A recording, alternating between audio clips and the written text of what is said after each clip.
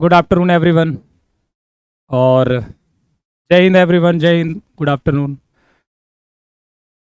और दुख की बात यह है कि फिर से वही कलर आपको देखने को मिल रहा है। आज मैं फिर से भूल गया, फिर से चेंज नहीं कराया मैंने,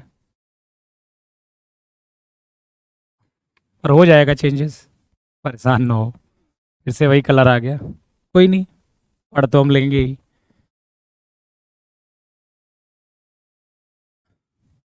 चलो, तो जो चैप्टर है हमारा उसका नाम है सीक्वेंस एंड सीरीज। चैप्टर का नाम क्या है? Sequence and series. ठीक है, अनुक्रम और श्रेणी। अब इस चैप्टर में क्या क्या है इस पर थोड़ा सा हम नजर डालते हैं। इस चैप्टर पर क्या क्या है इस पर नजर डालते हैं। ठीक, देखिए सीक्वेंस आप जनरली भी पढ़े होंगे, नॉर्मल अपनी भाषा में, इंग्लिश की भाषा में भी सीक्वेंस नाम का एक वर्ड आपको सुनने को मिला होगा।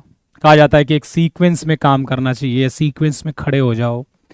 मतलब एक टाइप का कोई ना कोई एक पैटर्न होना चाहिए, मतलब कोई एक, मतलब जैसे मैं ये देखूं पहले, जैसे मान लो कह दूं कि 4 लोग सीक्वेंस में खड़े हो जाओ, तो मतलब कहने का मतलब ये हुआ कि कोई ना कोई एक क्राइटेरिया मैंने रखा हुआ है जो दो नंबर्स, दो लोगों के बीच में, आगे के दो लोगों के बीच में, आगे के दो लोगों के बीच में कोई ना कोई एक पैटर्न जरूर होगा।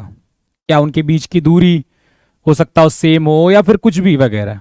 ठीक है, तो कहने का मतलब है सीक्वेंस क्या होता है? एक टाइप का एक ऐसा फंक्शन होता है, ठीक है, जिसके अंदर हम, जिसका डोमेन क्या होता है? नेचुरल नंबर होता है, और जो रेंज होता है वो रियल नंबर आता है। नेचुरल मतलब प्राकृतिक संख्या, रियल नंबर मतलब वास्तविक संख्या। अब डोमेन क्या होता है मैं आपको बता दूं।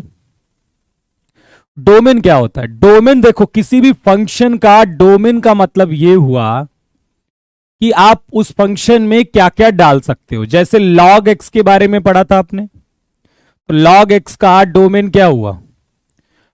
x क्या होना चाहिए? पॉजिटिव होना चाहिए। मतलब log के अंदर जो भी गया है x, वो क्या होना चाहिए? पॉजिटिव होना चाहिए। ठीक है, हाँ, आज ही से स्टार्ट हुआ है। आज पढ़ लोगे तो आगे समझ में आएगा। कोई बच्चा कल आएगा तो फिर उसे दिक्कत होगी बीच में समझने में। ओके, समझ में आ गई बात? तो सीक्वेंस का मतलब आपको समझ में आ गया। ठीक है, अब देखिए सीक्वेंस जरूरी नहीं है, जो हम सीक्वेंस पढ़ेंगे वो कुछ स्पेशल टाइप के सीक्वेंस पढ़ेंगे अपने चैप्टर में, वो है एपी, जिसे अर्थमेटिक सीक्वेंस बोलते हैं, ज्योमेट्रिक सीक्वेंस, हार्मोनिक सीक्वेंस। ठीक है, ओके। तो और बहुत सारे सीक्वेंस तो बहुत भी हो सकते हैं, कोई जरूरी नहीं कि यही सीक्वेंस होंगे, लेकिन हम कुछ स्पेशल टाइप के पढ़ेंगे अपने में, और उनको हम बोलेंगे क्या कि वो एपी, जीपी, एचपी, ये सब है। अब सीरीज की बात आती है। देखो, डोमेन का मतलब ये हो गया कि एक्स को वो वैल्यू जिसके लिए फंक्शन वैलिड हो, जिसको फंक्शन इनटेक कर पाए, उसको ले पाए और वो वैलिड रहे। और रेंज मतलब जो इनपुट डालने पर जो आउटपुट आता है, जो आउटपुट आएगा वो रेंज होगा, एक्चुअली में आउटपुट जो आएगा। और जो इनपुट होते हैं वो सब क्या होते हैं? डोमेन होते हैं। ये बात आपको क्लियर हो गई? कोई दिक्कत नहीं है? मतलब वेबसाइट पे क्लास नहीं आ रही है, यहां क्लास नहीं आ रही, वहां क्लास नहीं आ रही, ये आप हमारी टीम से फोन पर बात करिए, आप ये समझिए। ठीक है, हर काम हर आदमी नहीं करता, आप जाके टीम से बात करिए, वो आपको बताएंगे कि कहाँ क्लास नहीं चल रही है, कहाँ क्लास चल रही है। यदि मेरी क्लास नहीं भी हो रही है तो वही बताएंगे आपको, वेबसाइट पर नहीं चल रही है, कहाँ नहीं चल रही है, ये सब वो बताएंगे।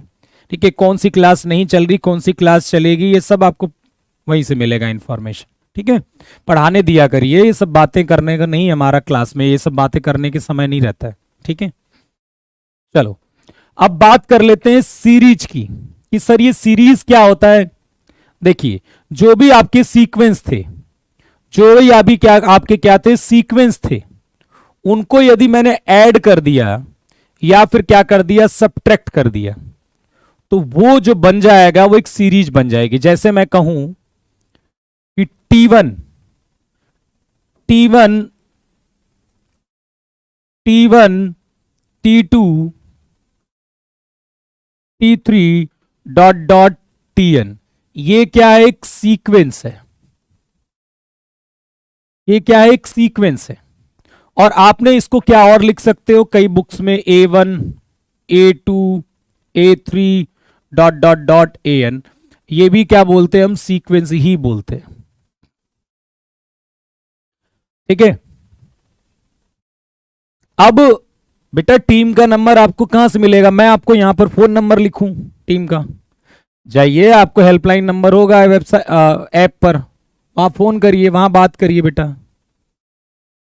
ठीक है, ऐप में वहां बात करिए। ओके, यहां पर पढ़ने दीजिए, पढ़ने के अलावा मैं आपके कोई कमेंट नहीं पढ़ूंगा अननेसेसरी। इतना कमेंट मुझे पसंद नहीं क्लास में। ठीक है, इतना समय नहीं होता है। हर आदमी आता अपना एक अलग ही कहानी बयां करने लगता है। ठीक है, क्लास में पढ़ाई का होता है माहौल। ठीक है, आप इंक्वायरी काउंटर खोल देते हो क्लास में, इंक्वायरी काउंटर खोल देते हो। ये कब क्लास चलेगी, वो कब होगा, पीडीएफ कब मिलेगी, नोट्स कब मिलेगा, मतलब यही बातें करता रहेगा तो पढ़ाएगा क्या आदमी?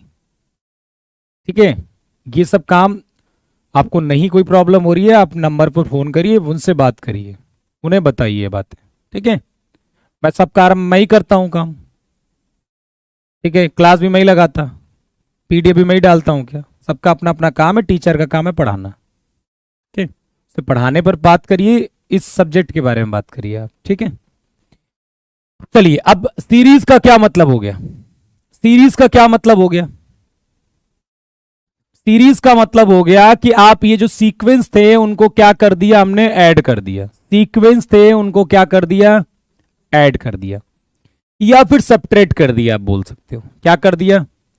सब्ट्रैक्ट कर दिया। T1 minus T2 plus T3, या कोई सब्ट्रैक्ट भी कर सकते हो। ये भी मतलब इस टाइप की ये भी क्या बन जाएगी? एक सीरीज ही बन जाएगी। ये सीरीज बन जाएगी, मतलब जो सीक्वेंस के टर्म थे उनको ऐड या सब्ट्रैक्ट कर दिया तो वो एक सीरीज में बन गए। और सीक्वेंस क्या था? इन नंबर्स के बीच में कोई ना कोई आपको एक पैटर्न देखने को मिलेगा। मतलब पैटर्न का मतलब यह हुआ कि मैं T3 के बाद यदि मैं आपको T4 पूछूं, मान लो आपको 3 टर्म पता है और मैंने चौथा टर्म पूछूं, तो कोई ना कोई एक पैटर्न आपने पकड़ लिया होगा इन 3 टर्म में कि आप चौथा टर्म आसानी से बता दो। इसका मतलब समझ लेना कि वो एक टाइप का क्या है? सीक्वेंस है। यदि चौथा टर्म आसानी से आपने बना दिया। ठीक है, क्लियर बात समझ में आ रही है? चलो तो क्या करेंगे हम? देखिए, सीक्वेंस का मतलब हमने समझ लिया कि क्या होता है। ओके, अभी आपने समझ लिया, इसमें कोई बताने की जरूरत नहीं है। अब देखिए, सीक्वेंस कुछ इस टाइप का हो गया। जैसे देखिए,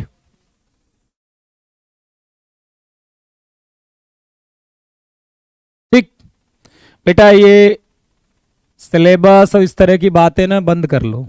ठीक है, पढ़ लो अपना। ठीक है, ओके, चलो देखिए, write down the sequence whose nth term is. अच्छा, एनथ टर्म क्या होता है? ठीक है, सीक्वेंस में ये जो आपने टर्म पढ़ा ना Tn, जैसे मैं बात करूं कि ये T1, T2, T3 dot dot dot Tn, इसको बोलते हैं फर्स्ट टर्म। जो T1 होगा वो आपका क्या होगा? फर्स्ट टर्म होगा। T1 क्या होगा? फर्स्ट टर्म, पहला पद। क्या होगा? पहला पद होगा। और T2 क्या होगा? T2 क्या होगा बेटा आपका? सेकेंड टर्म, दूसरा पद। T2 क्या होगा? दूसरा पद। T3 क्या होगा आपका? थर्ड टर्म, तीसरा पद। जैसे मान लो कि T1 लिखा हुआ है तो n बराबर 1 क्या होगा? ये पहला टर्म हो गया। ठीक है, T2 लिखा है तो वो सेकंड टर्म हो गया, T3 लिखा है तो थर्ड टर्म हो गया। अब यदि मैं आपसे कहूं कि यहां पर Tn लिखा हुआ है तो इसको आप nth टर्म बोलोगे ना? क्या बोलोगे? nth टर्म, nवां पद। ओके, तो अब कहने का यह मतलब है कि यदि मुझे nवां पद मिल गया, यदि मुझे tn मिल गया है, यदि मान लीजिए tn हमें n स्क्वायर गिवन है, मान लीजिए हमें tn क्या गिवन है, n स्क्वायर, तो क्या आप सीक्वेंस बना सकते हो कि सीक्वेंस क्या होगा? क्या आप सीक्वेंस लिख सकते हो? बताइए। यदि tn n स्क्वायर है, आपको पता चल गया, किसी भी सीक्वेंस का nth टर्म पता चल गया, nवां पद पता चल गया, तो क्या उस सीक्वेंस को लिख सकते हो आप? जी हां, लिख सकते हैं। कैसे लिख सकते हैं? n बराबर क्या पुट करोगे आप? n बराबर 1 पुट करिए। n बराबर 1 पुट करोगे आप तो आपको क्या मिल जाएगा? t1। n बराबर 2 पुट करने पर आपको t2 मिल जाएगा, और n बराबर 3 पुट करने पर क्या मिल जाएगा? t3। ऐसे ही आपको सारे टर्म मिल जाएंगे। ठीक है, तो क्या मिल जाएगा? n बराबर 1 पुट करोगे तो t1 1 बनेगा, t2 कितना बनेगा? 4 बनेगा, और t3 कितना बनेगा? कितना बनेगा? 9। तो सीक्वेंस क्या बन जाएगा? 1 4 9। तो अब ये जरूरी नहीं है कि एपी होगा, तो सीक्वेंस क्या होता है? अब मैं कहूं कि आपको 3 टर्म पता है और चौथा टर्म पता करना है, तो यदि आपको ये नहीं भी पता होता तब भी आप बता देते पहला टर्म 1 है, दूसरा टर्म 4 है, तीसरा टर्म 9 है। इसका मतलब ये हो रहा है इसमें कि पहला टर्म में 1 का स्क्वायर हो रहा है, दूसरे टर्म में 2 का स्क्वायर हो रहा है, तीसरे टर्म में 3 का स्क्वायर हो रहा है, तो आगे वाले टर्म में कितना हो जाएगा? 16 हो जाएगा। कितना हो जाएगा? 16 हो जाएगा। तो बता दिया ना आपने चौथा टर्म इन 3 टर्म की मदद से। तो इसका मतलब है कि एक सीक्वेंस इसमें चल रहा है जिससे आपने बता दिया। तो सीक्वेंस बहुत टाइप्स के होते हैं, जरूरी नहीं है कि वो एपी ही हो, जरूरी नहीं कि वो जीपी ही हो। ठीक है, अब देखिए इस पर बात कर लेते हैं। ठीक, अब देखिए क्वेश्चन ये बोल रहा है कि write down the sequence whose nth term इज। आपको वो अनुक्रम लिखना है जिसके nवें पद दिए गए हैं। तो ये nवां पद दिया गया है किसी का, n इंटू 5 की पावर n 9 n। अब बताइए यहां से सीक्वेंस लिख पाओगे आप? हाँ जी सर, n बराबर 1 डाल देंगे, n बराबर 2 डाल देंगे, n बराबर 3 डाल देंगे, मिल जाएगा सीक्वेंस हमें। ठीक है, t1 कितना हो जाएगा? 1 इंटू 5 की पावर 1, कितना हो जाएगा? 5 के बराबर। t2 कितना हो जाएगा? 2 इंटू 5 की पावर 2, कितना हो जाएगा? 50 हो जाएगा। t3 कितना हो जाएगा? 3 इंटू 5 की पावर 3। तो पहला टर्म आ गया 1 इंटू 5 की पावर n, दूसरा टर्म 2 इंटू 5 की पावर 2, तीसरा टर्म 3 इंटू 5 की पावर 3। अब मान लो इतना देखने के बाद किसी ने पूछा यार चौथा टर्म बताओ तुम, तो आप अंदाजा लगा लोगे, आप अंदाजा लगा लोगे कि n बराबर 1 डालने पर देखो 1 इंटू 5 की पावर 1 हो रहा है, n बराबर 2 डालने पर 2 इंटू 5 की पावर 2 हो रहा है, और n बराबर 3 डालने पर 5 इंटू 3 हो रहा है। तो चौथा टर्म आसानी से बता जाओगे, 4 इंटू 5 की पावर 4 हो जाए। ठीक है, चलिए क्लियर हो गई बात? यहां तक समझ में आ गया? ये सीक्वेंस का मतलब समझ में आ रहा है ना कि किसी भी सीक्वेंस का यदि nth टर्म दिया हो तो उसमें n बराबर 1 डालकर उस सीक्वेंस का, उस अनुक्रम का पहला टर्म पता कर सकते हैं। n बराबर 2 डालने पर उस सीक्वेंस का दूसरा टर्म पता कर सकते हैं। n बराबर 3 डालने पर उस सीक्वेंस का तीसरा टर्म पता कर सकते हैं। ठीक है, n बराबर 4 डालने पर चौथा टर्म पता कर सकते हैं। ठीक है, चलिए पढ़ाई के अलावा कोई बात और नहीं करेगा यहां पर। वो जो ये जो क्लियर करने के बाद एकेडमिक फ्री में, ठीक है, अपनी जायदाद नाम कर देगी, ये वो दुनियादारी, बेटा सब जाके कितनी मैं आपसे विनती करता हूं प्लीज ये सब बातें आपको हमारी टीम से बात करिए। क्लास है, क्लास का मतलब पढ़ाई होता है। मैं हाथ जोड़कर विनती करता हूं आपसे, प्लीज केवल पढ़ाई से, गणित से रिलेटेड और बहुत जरूरी हो तो कोई कमेंट करिए। प्यार से पढ़िए, हम पढ़ने आए हैं। ये इंक्वायरी काउंटर नहीं खोला है मैंने, यहां पर मैंने टेबल लगा के नहीं बैठा हूं मैं कि आप क्वेश्चन दागिए और मैं सबके आंसर करता रहूं। ये पढ़ाई की जगह है, पढ़ने के लिए हम आए हैं। एंजॉय चाहिए तो चले जाइए, यदि आपको क्लास में मनोरंजन चाहिए कि टीचर मनोरंजन करे, आपको मनोरंजन करके दिखाए, खुशी दे, 20 बार आपको हंसना है क्लास में, तो भैया फिर वो गलत जगह पढ़ाई कर रहे हो आप। ठीक है, ये गणित की क्लास चल रही है। ठीक है, थोड़ा मोड़ा ठीक है, थोड़ा सा सिंसियर हो, बहुत ज्यादा सीरियस नहीं होना, पर सिंसियर हो। सिंसियर लोग की क्वालिटी होती है कि पढ़ते समय ज्यादा बोलते नहीं है, कॉन्सेंट्रेट रहते हैं। ये पढ़ते समय इतनी बोलते हो ना, इसीलिए वो दिमाग से तुम्हारे उतर जाता है। आप भूलते क्यों पता है? क्यों आखिरी के समय में आप परेशान होते हो, कुछ याद नहीं आ रहा है, कुछ याद नहीं आ रहा है? वो इसीलिए नहीं याद आ रहा है कि पढ़ते समय तो नाच गा रहे थे, पढ़ते समय तो एंजॉय कर रहे थे, पढ़ते समय तो डायलॉग बाजी कर रहे थे। तो आधा दिमाग पढ़ते समय जा रहा था दिमाग में, आधा दिमाग किसी कोई और चला जा रहा था। और यही कारण है कि आखिरी के समय में सब वॉश आउट हो जाता है। लेकिन पढ़ते समय जब कॉन्सेंट्रेट रहोगे तब लंबे समय तक याद रहेगा ना। पढ़ते समय चैट करोगे, आधी बातें सुनते हो, आधी तुम्हें सुनाई नहीं देती होंगी, फिर आखिरी के समय फिर कंफ्यूजन हो जाती है, सर क्या कॉन्सेप्ट बताया था।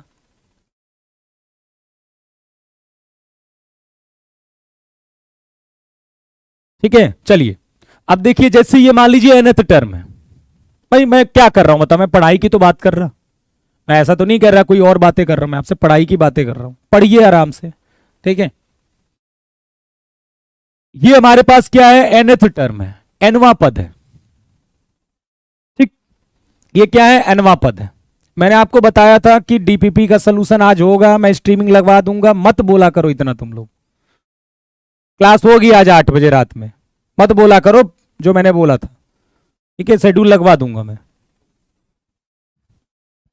n बराबर 1, n बराबर 2, n बराबर 3। अब सुनो मेरी बात। ठीक, n बराबर यदि हम 1 रखेंगे तो इसका आपको पहला टर्म मिल जाएगा। तो कितना हो जाएगा बेटा? 2 प्लस माइनस 1 की पावर 1 अपॉन 2 की पावर n। n बराबर 2 रख देंगे तो इसका दूसरा टर्म मिल जाएगा। तो मतलब आपको समझ में आ गया होगा अब कि सीक्वेंस का एक्चुअली में क्या मतलब है। क्लियर हो गई बात ना? निगेटिव नहीं डालेंगे, मैं आपको बता दूं। सीक्वेंस, ठीक है, में जो डोमेन होता है, जो आप इनपुट डालोगे वो आप नेचुरल नंबर डालोगे, याद रखिएगा। ठीक है, सीक्वेंस में जो इनपुट डालोगे आप एन की वैल्यू, वो डोमेन जो होता है उसका, वो क्या होता है? देखो, सीक्वेंस एक फंक्शन होता है, मैं आपको बता दूं, सीक्वेंस क्या होता है? एक फंक्शन होता है जिसका डोमेन क्या होता है? डोमेन नेचुरल नंबर होता है, और रेंज जो होती है वो रियल नंबर होती है, कोडोमेन बोलो। ठीक है, कोडोमेन आपका रियल नंबर होता है। जो डोमेन होता है इसमें, प्रांत जिसे बोलते हैं, वो आप एन लोगे, मतलब नेचुरल नंबर, प्राकृतिक संख्या। मतलब कभी भी आपको टीएन पता है तो आप 1 2 3 डालकर टर्म्स पता करोगे, निगेटिव डालकर नहीं पता करोगे, 1.5 डालकर टर्म्स पता नहीं करोगे। सिंपल सी बात है यार ना। टीएन से हमने क्या पता किया? पहला टर्म, दूसरा टर्म, तीसरा टर्म। तो एन बराबर 1 2 3 तो डाल रहे हैं उसके अंदर, माइनस 1 टर्म थोड़ा ना होता है कुछ। चलिए, इतना आपको समझ में आ गया। अब हम आगे बढ़ जाते हैं और सीधे आते हैं अपने, देखो अब उन्हीं सीक्वेंस में कुछ स्पेशल टाइप के सीक्वेंस हम पढ़ रहे हैं, जिसका नाम है अर्थमेटिक प्रोग्रेशन। ठीक है, ओके, एक स्पेशल टाइप का सीक्वेंस है। ओके, चलो तो अब देखिए, जैसे मैंने कहा कि A1 A2 A3 dot dot dot dot AN, या फिर आप इसको T1 T2 TN, मैं कहूं कि ये मेरा AP है, तो प्रूफ कैसे हुआ सर कि आपने एक इस सीक्वेंस को AP बोला है? तो इसके अंदर क्या खासियत होती? देखिए, सबके अंदर अलग खासियत थी। जो पीछे आपने सीक्वेंस पढ़ा उसमें कुछ ऐसा हो रहा था, इस सीक्वेंस में कुछ ऐसा हो रहा था, अलग पैटर्न था। अब जो हम पढ़ेंगे AP, उसमें क्या पैटर्न है जिसे नाम AP दिया गया है? तो वो पैटर्न ये है कि यदि ये AP में है तो फिर A2 minus A1, A3 minus A2, A4 minus A3, ये सब क्या होगा? आपस में बराबर होगा। डिफरेंस क्या होना चाहिए? सेम होना चाहिए बेटा। क्या होना चाहिए? डिफरेंस सेम होना चाहिए। इसमें नंबर्स के बीच में मान लीजिए मैंने कहा कि ये n नंबर्स हैं, n संख्याएं हैं, वो क्या है, एपी में है, समांतर श्रेणी में है। तो वो कैसे प्रूफ होगा, ध्यान से सुनिएगा। ये दूसरे टर्म को पहले टर्म से माइनस करेंगे, a2 माइनस a1, या फिर आप t2 माइनस t1 भी बोल सकते हो, t3 माइनस t2। जब ये बराबर होगा तो आप कह दोगे ये एपी में है, जब ये डिफरेंस बराबर होगा। और ये जो डिफरेंस है ये बराबर हो गया एपी में, इसी डिफरेंस को बोलते हैं स्मॉल डी, ठीक है, इसे बोलते हैं कॉमन डिफरेंस। क्या बोलते हैं, कॉमन डिफरेंस। क्या बोलते हैं, कॉमन डिफरेंस। नाम से ही समझ में आ रहा है कि जो डिफरेंस है वो कॉमन है, मतलब सेम है, ठीक है। हिंदी में बोले तो सार्वांतर बोलते हैं इसे। क्या बोलते हैं, सार्वांतर। तो डी सार्वांतर, ठीक है, या फिर कॉमन डिफरेंस बोल सकते हो आप, ठीक। तो दो नंबर्स के बीच में जो ये डिफरेंस होना चाहिए वो एपी में होगा। एग्जाम्पल के तौर पर मैं आपसे बात करूं, अब देखो कई लोग क्या ना पहले से पढ़ चुके होंगे तो उनके लग रहा होगा बोरिंग, तो वो पता क्या कहेंगे, सीधे क्वेश्चन पर आ जाओ, लेकिन वो फिर वही बड़ी गलत बात है ना, ठीक है। मान लो किसी के घर तुम गए, सुन लो मेरी बात, अब किसी के घर अभी सुबह तुम होकर आए हो और मान लो तुमने खाना वाना सब खा लिया है, ठीक है, मस्त। नहीं नहीं चलो खाना खा लिया है, चलो खाना नहीं, अभी अभी कुछ देर पहले किसी के घर गए हो और मान लो तुमने चाय वाय पी ली, नाश्ता कर लिया, फिर कुछ देर के लिए बाहर टहलने गए। उस आदमी के घर मान लो कोई और व्यक्ति आए, कोई और व्यक्ति आया और आप उन्हीं के साथ, उसने कहा कि चलो यार उनके घर चलते हैं, ठीक है। तो जब उनके घर गए आप, तो आप पता क्या सोचोगे, अरे यार मैंने तो चाय पी ली, सीधे खाना मंगवाते हैं। लेकिन एक बात बताओ, जो बंदा अभी आया है उसको तो सीधे खाना नहीं दे सकते ना, तो वो उस आदमी के घर गया तो वो आदमी क्या करेगा, पहले उससे चाय पानी पूछेगा, आपको वेट तो करना पड़ेगा कि जब खाने का नंबर आएगा तो ही आपको खाना मिलेगा।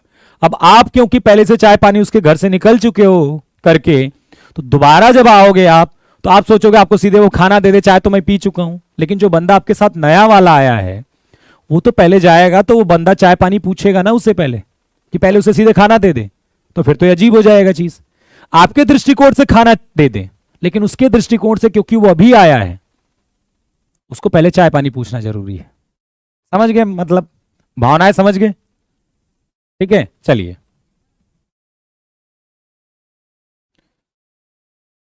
तो 1 2 3 4 ये क्या है, आपका एपी में है। क्यों एपी में है, क्यों एपी में है, क्योंकि इनके बीच का अंतर, इनके बीच का अंतर क्या है, सेम है। देखो जो लोग बोरिंग साल पहले से पढ़े हुए हैं वो चाहे तो केवल प्रैक्टिस क्लास में आ सकते हैं, इसको रिकॉर्डेड फॉर्मेट में देख सकते हैं या पीडीएफ से काम चला सकते हैं, कोई दिक्कत नहीं। इनके बीच में जो डिफरेंस है वो क्या है, सेम है ना, और वो डिफरेंस क्या है, 1 है, तो ये एपी में हो गया। 3 5 7 9 11 क्या ये भी एपी में है, बताओ ये भी एपी में है क्या, बोलो ये भी एपी में है। अरे है क्यों नहीं भाई, दो दो का अंतर है ना, दो दो का अंतर नहीं है, देखो दो दो का अंतर है, तो ये भी एपी में है। और कॉमन डिफरेंस सार्वांतर की बात करें तो वो 2 है। कम से कम आपको एपी का मतलब समझ में आ गया, इसमें कोई दिक्कत नहीं है, क्लियर है ये चीज, ठीक है, ओके। तो ये T2 माइनस T1 और ये सेम था, इसी को हमने क्या बोला कि इससे ये पता चलेगा कि एपी में है, ठीक है, और इसी से ये पता चल जाएगा कि कॉमन डिफरेंस भी क्या है। अब आते हैं थोड़ी सी अपनी डेफिनेशन पर, देखिए सुनिए मेरी बात अच्छे से, प्यार से, मन लगा के, अच्छे बच्चे की तरह कंसंट्रेट होके सुनिए, ठीक है। पहले सब कंसंट्रेट रहते, लेकिन जब से यूट्यूब पर मजाक देखने लगे हो ना तुम लोग, तो क्लास में सीरियस नहीं रहते थोड़ा, ठीक है। तुम्हें लगता है कि हंसी खेल के ज्यादा, कोई नहीं समझ पाता बेटा, गणित तो समझ ही नहीं सकता हंस खेल के आदमी, ये गलत फहमी है कि वो बहुत खुश रहेगा तो उसे गणित आ जाएगी, नहीं। ठीक है, हंस खेल के गणित आती ही नहीं किसी को। चलिए,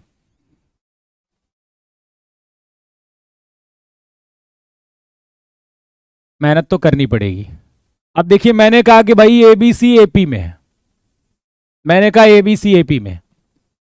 आपने कहा भी ठीक है सर, एबीसी एपी में मान लिया, एबीसी एपी में है तो फिर वही प्रॉपर्टी होनी चाहिए कि जो बी माइनस ए बराबर क्या होना चाहिए, सी माइनस बी के बराबर होना चाहिए ना, ये बी माइनस ए सी माइनस बी के बराबर होना चाहिए। तो ये हमारे पास था और वहां से रिजल्ट क्या आया, ये आया। अच्छा, यहां से एक और रिजल्ट आएगा, 2b बराबर a प्लस सी, ये भी रिजल्ट आएगा। अब यहां से क्वेश्चंस बनते हैं, यहां से क्या होते हैं, क्वेश्चंस बनते हैं, इस प्रॉपर्टी पर क्वेश्चंस आते हैं।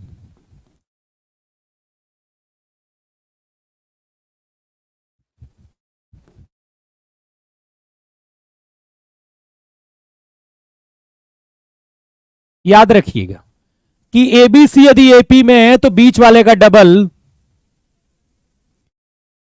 का डबल जो होगा वो बाकी दोनों के सम के बराबर होगा। इस पर क्वेश्चंस बनेंगे। आसान ऐसा नहीं है कि आपको लिख देगा छोटा सा नंबर, टिपिकल बन सकते हैं पर बनते हैं इस पर क्वेश्चंस। ठीक है, चाहे वो बहुत खतरनाक बन जाए चाहे आसान बन जाए, पर इस टॉपिक पर क्वेश्चंस बनते हैं, याद रखिएगा। अब मेरी बात सुनिएगा, T1 T2 T3 dot dot Tn, यदि ये एपी में है, यदि ये एपी में है तो हम क्या कहेंगे, हम ये कहेंगे कि ये जो T2 नंबर है ना, T2 नंबर वो पक्का है T1 में कुछ ऐड कर कर ही आया होगा, ये कुछ न कुछ ऐड किया गया होगा। इससे जो ऐड किया गया उसका नाम मैं डी दे देता हूं। देखो, यदि टर्म्स एपी में है तो जो दूसरा टर्म आया होगा वो पहले में कुछ न कुछ ऐड करके आया होगा। ठीक है, और वो क्या नंबर ऐड किया गया है, डी। ठीक है, और ये जो तीसरा टर्म होगा, तीसरा जो टर्म होगा वो T2 में कुछ न कुछ ऐड करके आया होगा। वो कुछ न कुछ कौन सा होगा, जो पहले वाले में था, क्योंकि डिफरेंस सेम होता है। तो T3 जो आएगा वो T2 प्लस डी करके आएगा, T2 प्लस डी करके आएगा। ठीक है, और T2 की वैल्यू कितनी है, T1, तो क्या ये T1 प्लस 2D हो जाएगा कि नहीं, बताइए, बताओ।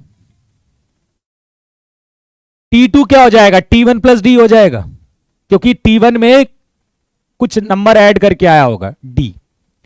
अब जो T3 होगा वो T2 में वही नंबर ऐड कर कर आएगा, T3। भाई T1 में जिस नंबर को ऐड किया है तो T2 मिला है। ठीक है, वैसे ही T3 क्या मिलेगा, T2 में वही नंबर ऐड करके मिलेगा। सिमिलरली T4 कितना होगा, T3 में वही नंबर ऐड करना है आपको, कौन सा, D। अब T3 की वैल्यू क्या डाल दी हमने, T1 प्लस 2D, तो यहां डाल देंगे तो T1 प्लस 3D हो जाएगा। तो आप देख रहे हो कहने का मतलब क्या समझ में आ रहा है। कुछ देर के लिए यदि हम T1 को A मान लें, T1 को A मान लें तो T2 हमें क्या नजर आएगा, A प्लस डी। T3 हमें क्या नजर आएगा, T3 क्या नजर आएगा, A प्लस 2D। और T4 क्या नजर आएगा, A प्लस 3D। ऐसे ही नजर आएगा। तो एपी के जो टर्म्स लिखते हैं ना हम, वो जब हमसे पूछेगा तो हम लिखेंगे पहला term A plus D, A plus 2D, A plus 3D, ऐसे लिखेंगे।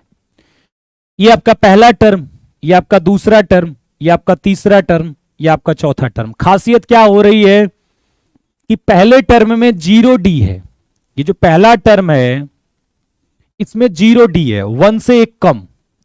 यहां पर क्या है, 2 से 1 कम 1D है, यहां पर 2D है, और ये कौन सा टर्म है, तीसरा। यहां पर 3D है, और कौन सा टर्म है, चौथा। तो यदि मैं आपसे यहां पर nth टर्म पूछूं तो 1 कम हो जाएगा, जैसे सब में हुआ 1 कम। भाई T4 में 3D है, T3 में 2D है, T2 में D है, T1 में 0 D है, तो Tn में क्या हो जाएगा a plus N minus one into D. तो याद रखिएगा कि AP का जब हम पहला nth टर्म लिखेंगे, AP का nth टर्म, AP का nवां पद, तो आपके पास जो फॉर्मूला रहेगा वो Tn बराबर a plus N minus one into d रहेगा। क्या रहेगा? Tn बराबर a plus N minus one into d. इस फॉर्मूले से AP का आप nth टर्म निकालोगे। क्लियर बात समझ में आ गई? जैसे मैं आपको एक एग्जांपल दे दूं, जैसे मान लो यहां पर मैंने दे दिया 4, 10, 16 और मैंने कहा भाई फाइंड 50th टर्म। आपको क्या करना है? 15वां पद बताना है। क्या बताना है? 15वां पद। कैसे पता करोगे बेटा? मैंने क्या बोला कि T2 जो मिलेगा वो T1 प्लस डी करके मिलेगा। यहां पर T2 क्या मिला? T1 में कुछ ऐड करेंगे D, तभी वो T2 मिलेगा। तो T3 कैसे मिलेगा? T2 में कुछ जोड़ोगे। अब पता क्या, वैल्यू आप डाल ही नहीं पाए हो, T2 में कुछ डोलोगे। अब इसकी वैल्यू यहां डालकर ये तुम्हें कंफ्यूज हो गए, ये तुम्हें कैलकुलेशन नहीं आती। T1 की जगह, T2 की जगह यदि T1 प्लस डी डालोगे तो ये D और D 2D नहीं बन जाएगा। और T4 क्या होगा? T3 में D ऐड करने पर आएगा। तो T3 की वैल्यू ये डाल देंगे तो T1 प्लस 3D आ जाएगा। तो कंफ्यूज क्यों हो रहे हो? अब देखिए यहां पर यदि आपको 15वां टर्म पता करना है तो 50th टर्म होगा, हमें पता है कि a plus 14D, a plus 14D। अब आपको यहां पहले आपको क्या पता करना होगा? a पता करना होगा। a तो आपको पहला टर्म मिलेगा जो कि 4 है, और d क्या मिलेगा? जो इनके बीच में डिफरेंस है, जो बीच में डिफरेंस है, इसके बीच में 6 का डिफरेंस, यहां भी 6 का डिफरेंस, तो जो डिफरेंस होगा सारवांतर वो कितना होगा? 6। तो a कितना है बेटा? 4 है और d कितना है? 6। तो 14 6 का कितना? 84। कितना आ जाएगा? 88। ये आ जाएगा।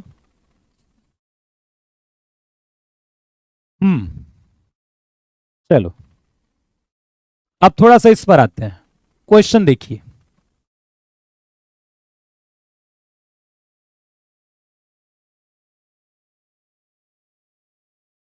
T3 of N AP 66। T3 मतलब क्या? तीसरा पद। तीसरा पद क्या है? किसी भी समांतर श्रेणी का तीसरा पद 66 है। 88th टर्म नहीं, 88 आया, 15वां टर्म 88 आया। ठीक है, T3 ऑफ एन AP 66 मतलब तीसरा पद। T3 चाहे स्मॉल लिखो चाहे कैपिटल, ऐसा कोई मतलब नहीं है उसका, टेंशन मत लेना। T3 का मतलब क्या हो गया? a प्लस 2D, और वो कितना दिया गया है? 66 के बराबर क्वेश्चन में। T3 कितना दिया है? 66। और T21 मतलब 21वां पद क्या है? 30 है। तो T21 कितना होगा?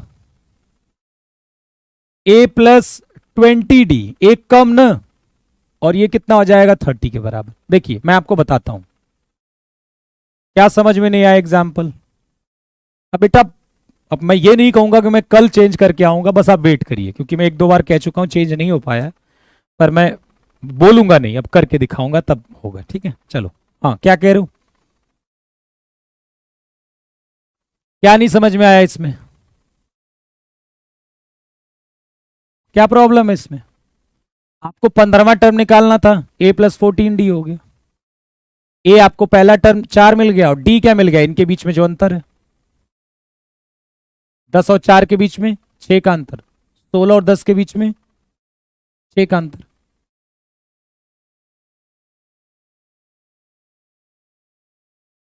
a प्लस 29D,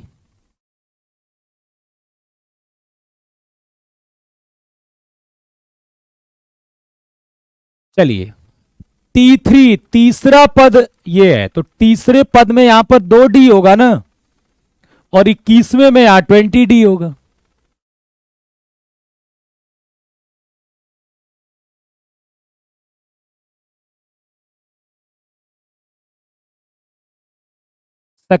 आपने 20D लिख दिया है।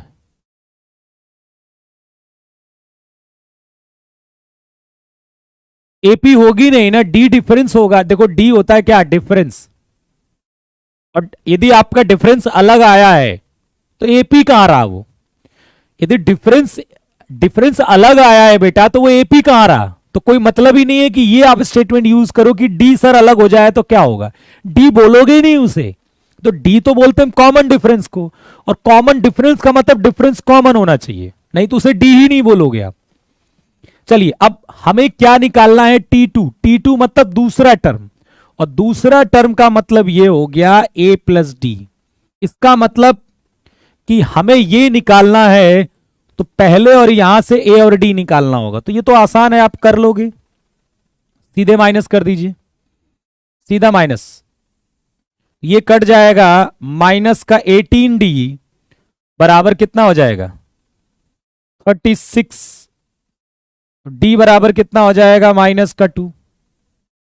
d कितना हो जाएगा, माइनस का 2। और T3 हमें a प्लस 2d 66 दिया हुआ है। a माइनस कितना हो जाएगा, ये कितना हो जाएगा, a माइनस 4 बराबर 66। a बराबर कितना हो जाएगा, 70।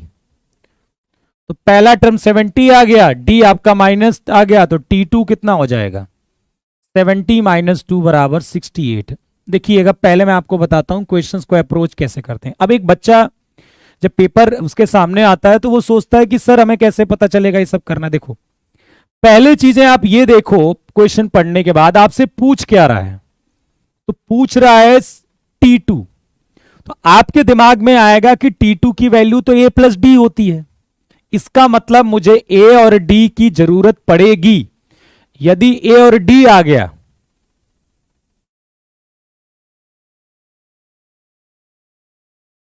ठीक है, ओके, T2 क्या होगा, a प्लस डी। अब आपको क्या निकालना है, a निकालना है और d निकालना है। ये आपके दिमाग में आएगा कि कोई हमें a और d दे दे तो हमारा काम हो जाएगा। अब हम गए यहां पर T3 और T21 के पास। जैसे ही हमने T3 को a प्लस 2d 66 लिखा, a प्लस रखा, तो हमारे दिमाग में आया कि यार जब इस तरह की दो इक्वेशन होती है तो a और d हम वहां से निकाल लेते हैं। जैसा ही हमने ये सोचा, हमने काम कर दिया। सर ये इतनी जरूरत क्या है सोचने की, ये बात की मैं आपको बताता हूं। जब आपके एग्जाम में क्वेश्चन आता है ना, तो कैसे जज करते हो कि ये क्वेश्चन मैं लगाऊं कि ना लगाऊं। आप क्वेश्चंस को देखते ही उसकी अप्रोच आपके दिमाग में आती है कि ये वाली अप्रोच करेंगे तो हमारा आंसर आ जाएगा। और यदि आपको ये अप्रोच नहीं आती तो हो सके उस क्वेश्चन को ट्राई करोगे आप और आपका उसके आंसर ना आया और वो समय बर्बाद हो जाता है आपके एग्जाम में। तो जब तक अप्रोच नहीं आएगी कि कैसे करने के बाद हमारा आंसर पक्का आएगा, तब तक आप सिलेक्शन ऑफ क्वेश्चंस नहीं कर पाओगे एग्जाम में, और जो कि बहुत इंपॉर्टेंट है। तो इसीलिए हमें रटना नहीं है कि मैंने बस बता दिया कि ये है, ए डी निकाल के डाल दो, ये तो सोल्यूशन हो गया, आप रट रहे हो। आपको समझना है कि कैसे करेंगे हम, क्या सोचेंगे इसमें, वो बहुत जरूरी है। चलिए अब जैसे मान लो ये वाला क्वेश्चन है, find the number of terms in the sequence, ठीक है, ओके।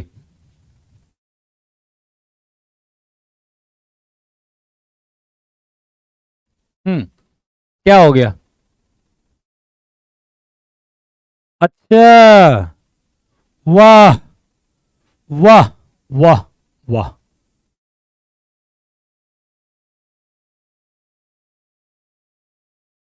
प्रभु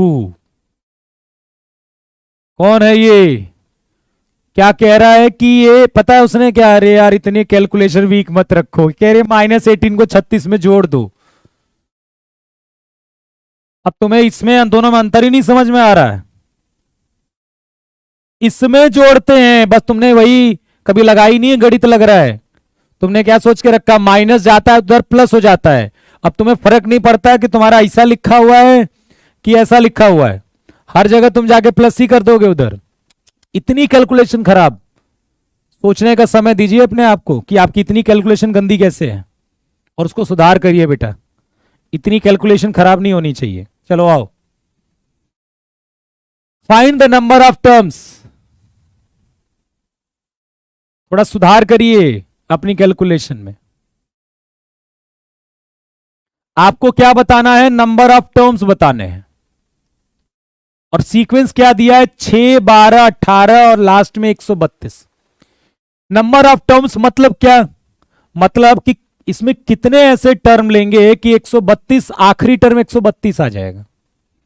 ये आपको लास्ट टर्म दिया गया है, मतलब जो सीक्वेंस चल रहा है आपका वो 6 से लेकर 132 तक चल रहा है। अब ये बताना है कि 6 से लेकर 132 तक ये कितने टर्म है। तो ऐसा पता करना है तो हम इसको मान लेंगे टीएन के बराबर। स्मॉल टीएन, कैपिटल टीएन, जो भी मानो आप, जस्ट एक नोटेशन है ये। तो ये आपका टीएन हो गया। तो टीएन हो गया हमारा 132। ठीक है, ए कितना हो गया, 6। ए कैसे 6 मिला, पहला टर्म। और डी कैसे मिला, 12 माइनस 6, कितना हो गया, 6 के बराबर। ठीक है, ये हो गया। अभी मैं तुम्हें एक जादू दिखाऊंगा, ठीक है, अभी एक जादू दिखाऊंगा। नहीं, जादू दिखाऊंगा नहीं, जादू करूंगा। ठीक है, डी बराबर 12 माइनस 6, 6 के बराबर है। ओके, बस मुझे थोड़ा समय देना है, 1 मिनट, तो मैं बताऊंगा। ओके, अब आप इसको टीएन मान लिया, ए मान लिया, डी मान लिया। आपको रिलेशन पता है, टीएन बराबर A plus N minus 1 into D. तो टीएन बराबर 132 हो गया बेटा। ए कितना हो गया, 6। और इस चैप्टर की थ्योरी बड़ी आसान है, कॉन्सेप्ट ज्यादा डिफिकल्ट नहीं है। और डी की वैल्यू भी कितनी रखनी है, 6। ये कितना हो जाएगा, 6 कम होगा तो 100 कितना, बोलो, 126, 6n माइनस 1। 6 से कटेंगे तो कितना, 21 n माइनस 1। तो n बराबर कितना हो गया, 22। मतलब आपका 22वां टर्म, आपका 22वां टर्म 132 है। इसका मतलब है यहां से यहां तक 22 टर्म है। कितने टर्म है, 22।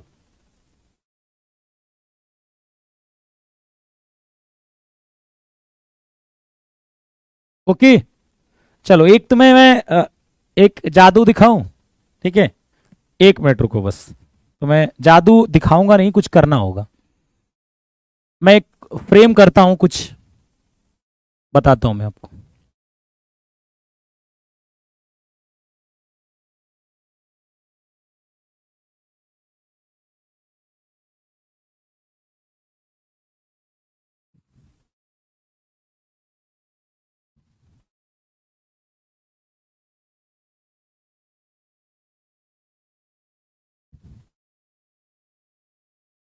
चलिए, एक मैं आपको, मैंने एक फ्रेम कर दिया है। अब देखिए क्वालिटी, अच्छा ये ऐसा भी है कि ये मैंने नहीं बनाया है, पहली बात। ठीक है, ये मैंने नहीं बनाया है, ठीक। और ये हो सकता है कि आज से पहले बहुत बार हुआ भी है, मैंने भी सुना है। मैं कोई अद्भुत चीज नहीं बनाने जा रहा हूं। तो कोई मुझसे ये नहीं कहेगा कि, कोई मुझसे नहीं कहेगा कि सर ये तो बहुत पुरानी हो चुकी है, होगी पुरानी। हो सकता हो जो मैं आपको आज आपको बता रहा हूं इसके पहले सबको पता हो इंडिया में, ये भी पॉसिबिलिटी है। तो कोई मुझसे और ये मत ब्लेम डालना, मैं ये नहीं कह रहा हूं कि मैं सर्वश्रेष्ठ होकर कोई चीज बता रहा हूं। पहली बात, बहुत लोगों को पता होगी, पुरानी हो सकता हो, बहुत सालों से ये टेक्निक चली आ रही हो। ठीक है, ये सब कुछ बातें करने के बाद मैं एकदम फ्री हो गया हूं अब, कि मुझसे कोई ये नहीं कहेगा कि सर ये कोई बड़ी बात नहीं बता रहे हो, ये तो पहले से मुझे पता है। हो सके आपको पता होगी, और मैंने कोई याद नहीं किया है। अब मैं आपसे एक प्रश्न पूछूंगा। मैं कहता हूं कि अपने दिमाग में एक आप नंबर सोचिए। सोच लिया नंबर, बहुत बड़ा नंबर मत सोचना, क्योंकि बहुत बड़ा सोचोगे तो थोड़ी सी कैलकुलेशन में आपको प्रॉब्लम होगी, जो मैं आपको बताऊंगा। बहुत बड़ा नंबर सोचिए सब लोग। अब ऑब्वियसली सब लोग अलग अलग सोचोगे, सेम तो सोचोगे नहीं। कोई भी नंबर सोचिए अपने दिमाग में, इससे कोई रिलेटेड नहीं है, बस ऐसे ही मुझे याद आ गया एक कहानी। नंबर सोच लिया सबने अपने दिमाग में? मैजिक वैजिक कुछ नहीं है यार, ये तो ऐसे भौकालबाजी के लिए बोल दिया मैंने। बताओ, नंबर सोच लिया? बोलो। नहीं, अब तो कम सोचना, छोटा सोचना। आप कोई बड़ा भी सोच सकते हो, कुछ भी, वो आपकी इच्छा है। बस आपको कैलकुलेशन है। आप कुछ लोग जानते होंगे। एक नंबर सोचिए अपने दिमाग में, सोच लिया अपने दिमाग में, उसमें 20 ऐड कर दो आप।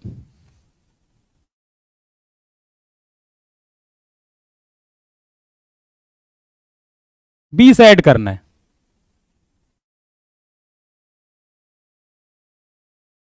ठीक है? और ये मैंने कई कई जगहों पर देखा है, ऐसी बात नहीं कि मैंने अपना बनाया है, ठीक है? मैंने कई जगहों पर देखा है ये। 20 आप ऐड कर दीजिए, फिर उसका उसका 5 गुना कर दीजिए। जो भी आपका आया था उसका 5 गुना कर दीजिए, जो नंबर सोचा था। अच्छा, इसको बहुत लंबा भी खींच सकते हैं हम। मैं बहुत शॉर्ट बना रहा हूं, पर इसको मैं कोशिश करूंगा तो अगली बार मैं आपको बहुत लंबा भी क्रिएट कर सकता हूं इसमें, बहुत लंबा क्रिएशन। जो भी नंबर आपने सोचा था उसमें 20 जोड़ दीजिए, ठीक है? फिर जो भी नंबर आपका आया उसका 5 गुना कर दीजिए,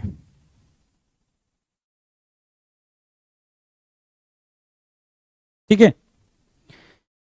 5 गुना कर दिया। अब जो नंबर आपने सोचा था उसका 5 गुना करिए और इससे घटा दीजिए।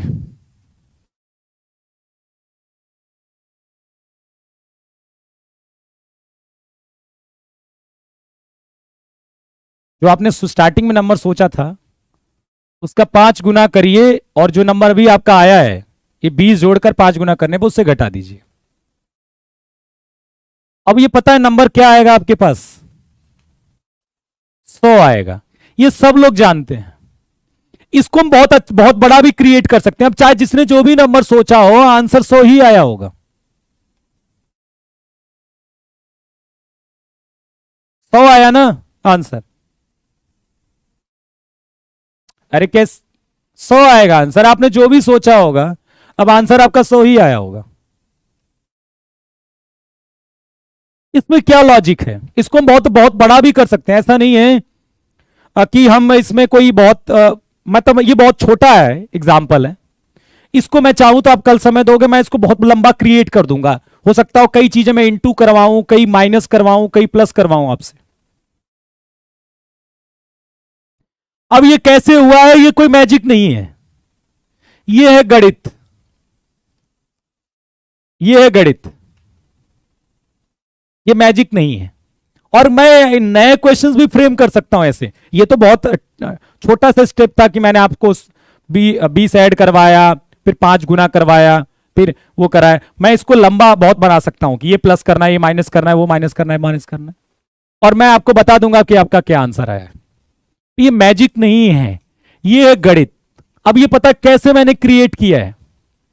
नहीं, 77 आएगा नहीं, 100 ही आया होगा, झूठ बोल रहे तुम। अब इसको कैसे क्रिएट किया है? बहुत सारे तरीके क्रिएट करने को, ठीक है? ये मैं कल कुछ नया क्रिएट करके लाऊंगा ना, तो मैं आपसे बताऊंगा।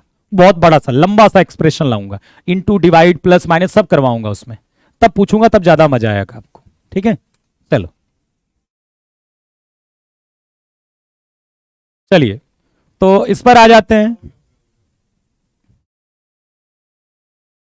कह रहे कुछ नया लाओ, तो मैंने मैंने फिर से तुम्हें बोला है कि कोई नई चीज नहीं है, ठीक है? ओके,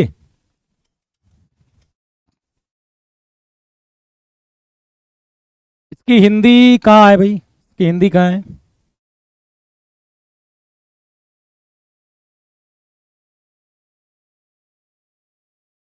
इसकी हिंदी नहीं, मैं इसकी हिंदी लिख देता हूं। Find the sum of all natural numbers divisible by 4, ठीक है, लेस देन 60। 60 से छोटी सभी प्राकृतिक। अच्छा, सम के बारे में तभी मैंने आपको बात नहीं करी है। चलो मैं सम के बारे में बात कर लेता हूं एक बार। तो ये टीएन समझ में आ गया बेटा। अब एक बार हम थोड़ा सा समेशन देख लेते हैं, ठीक है? सम ऑफ एन टर्म क्या होता है, फिर उस क्वेश्चन को डील करते हैं। सम ऑफ एन टर्म्स,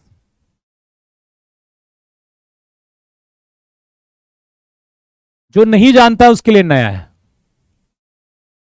जो जानता है उसके लिए पुराना है। सिंपल सी बात है। अब छोटे से बच्चे के लिए तो ABCD नहीं है ना, उसमें तो वही कठिन लगेगा उसे। एन पदों का योग, सम ऑफ एन टर्म्स। तो सम ऑफ एन टर्म्स क्या होगा बताओ जल्दी से। इसके लिए फॉर्मूला है कि हम ए प्लस डी, A+2D,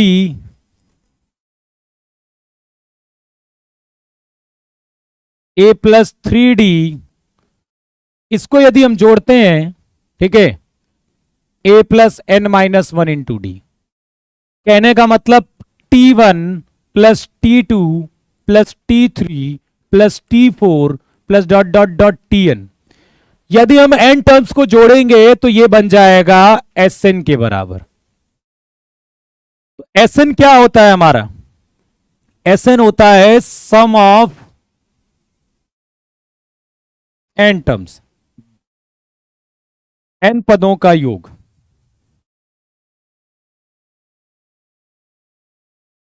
n पदों का योग, ओके। और Sn का मतलब क्या हो गया? Sn का मतलब हो गया T1 plus T2 plus T3 plus T4 plus dot dot dot Tn।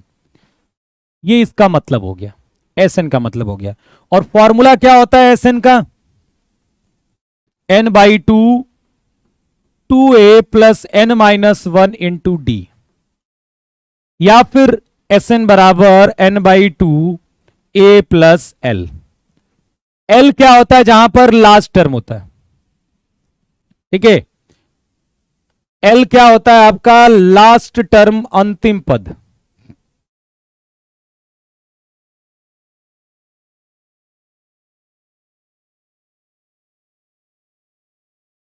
अंतिम पद, ओके। तो Sn यदि आपको निकालना है तो आपको क्या देखना है कि एक तो l पता होना चाहिए, आपको लास्ट टर्म पता होना चाहिए, तब आप ये लगाओगे। यदि लास्ट टर्म पता नहीं है तो आप इसका इस्तेमाल करोगे। कोई भी सीक्वेंस लेते हैं और उसको ऐड करके एक बार हम देख लेते हैं। जैसे कि मान लीजिए मुझे 4 + 10 + 16 और ये ऐड करना था अप टू 15 टर्म्स, 15 पदों तक योग।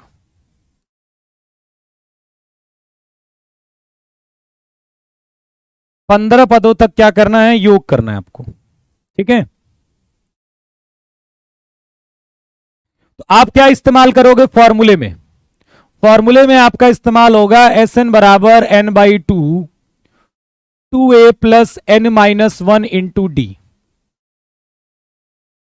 अब आपको 15 टर्म तक समेशन चाहिए, तो n की वैल्यू कितनी होगी? 15 होगी। a की वैल्यू कितनी होगी? 4। a मतलब पहला टर्म, ठीक है। और d की वैल्यू कितनी होगी? 10 - 4 या फिर 16 - 10 बराबर 6, ठीक है। क्लियर है? आपको समझ में आ गया? कितना आ गया? ठीक, तो वैल्यू ही तो डालनी है, डाल के बता दो कितना आ गया। देखिए लास्ट टर्म का इस्तेमाल हम नहीं करेंगे क्योंकि वो तो पिछले क्वेश्चन में हमें मालूम है यहां पर, लेकिन एग्जाम में तो नहीं पता होगा ना हमें, तो फिर हम इसी का इस्तेमाल करेंगे। n/2 मतलब 15/2, 2 × a मतलब कितना हो जाएगा? 4 प्लस 15 - 1, और d की वैल्यू कितनी हो जाएगी? 6। बस इसे आप कैलकुलेट कर लीजिए, ठीक है। कैलकुलेट कर लो, आंसर आ जाएगा। अब आ जाते हैं अपने इस क्वेश्चन पर, ठीक है। 62 से छोटी सभी प्राकृतिक संख्याओं का योग जो 4 से विभाजित होती हूं, 4 से विभाजित हूं।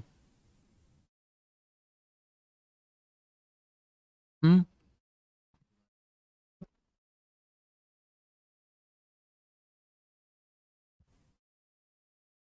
ओके।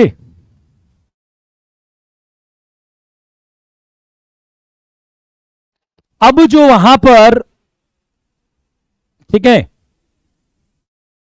अब जो वहां पर आपके पास नंबर्स पहले से पता थे, जैसे पीछे वाला क्वेश्चन क्या था कि आपको नंबर्स पहले से ही पता है कि 4 है, 10 है, 16 है, ये नंबर पहले से ही पता है। लेकिन यहां पर ऐसे क्वेश्चंस भी बनते हैं जहां पर आपको नंबर्स नहीं मालूम होंगे, वो नंबर्स आपको खुद ही पता करने होंगे कि किन नंबर्स को ऐड करने की बात कर रहा है ये, ठीक है।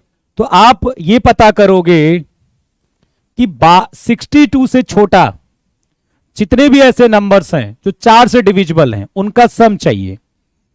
तो वो 4 कौन कौन से नंबर होंगे? 4, 8, 12 और कितना 60 तक। और ये टर्म्स हैं कितने, इन्हीं का हमें समेशन चाहिए।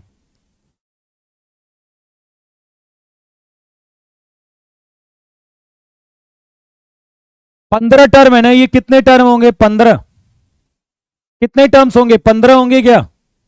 और 15 होंगे तो पता कैसे चला 15 होंगे? ऐसे पता चला क्या कि 4 2 जा 8, 4 3 जा 12, 4 3 जा 12 मतलब ये 3 टर्म है, तो 4 15 जा 60, इसलिए 15 टर्म हो जाएगा, ठीक है, 15 टर्म। तो कितना हो जाएगा ये? 15/2, S15 निकालना है, 15/2, 2 इंटू ए कितना? 15-1, और डी कितना है बेटा? इनके बीच में जो डिफरेंस है वो कितने का है? 4 का है। या फिर आप S15 बराबर N/2, 15/2, ए कितना है? 4, और L कितना है? 60। आप ये भी इस्तेमाल कर सकते हो।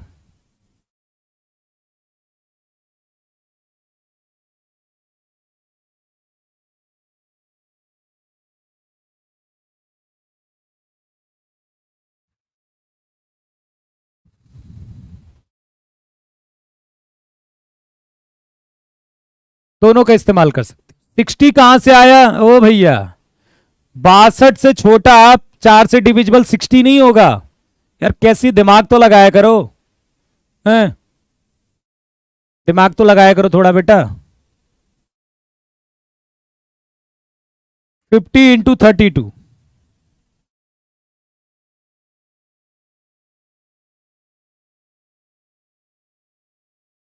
480,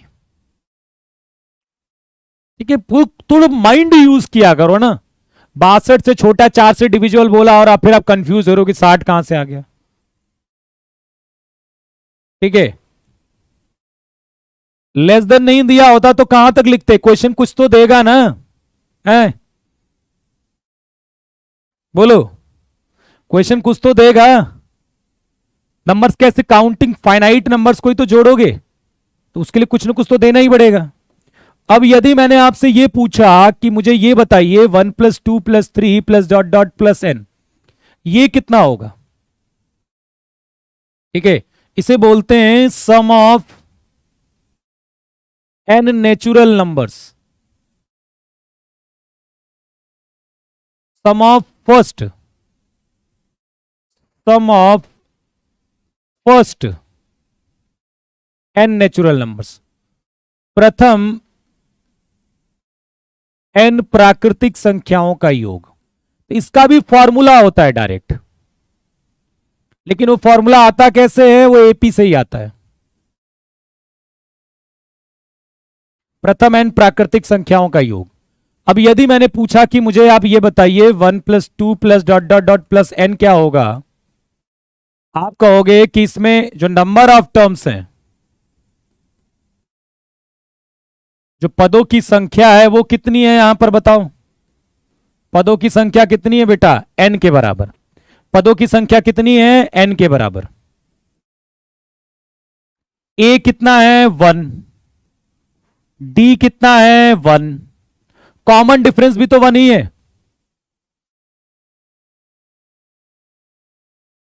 सर आपने 15 × 1 × 4 को 60 लिखा है, ये बहुत कंफ्यूज है, बहुत कंफ्यूज है। मैंने इसको 60 नहीं लिखा है, मैंने यहां पर अलग फॉर्मूला लगाया है, प्लीज प्लीज समझिए भावनाओं को मेरी। मैं कैसे लिख सकता हूं वो, यदि यदि आपको वो गड़बड़ लग जा रहा है तो ये भी तो सोचिए कि 2 और 4 को मैंने 4 कैसे लिखा हुआ है, फिर 8 लिखना चाहिए। यदि मैंने इसको 60 लिखा है तो 2 और 4 को 4 भी तो लिखा है। तो ऐसा कुछ नहीं किया है मैंने, वो अलग फॉर्मूला लगाया है। चलो, यहां लगाया है n/2a प्लस एल और ऊपर लगाया n/2 2a plus n minus 1 into D. चलो आगे बढ़ जाते हैं।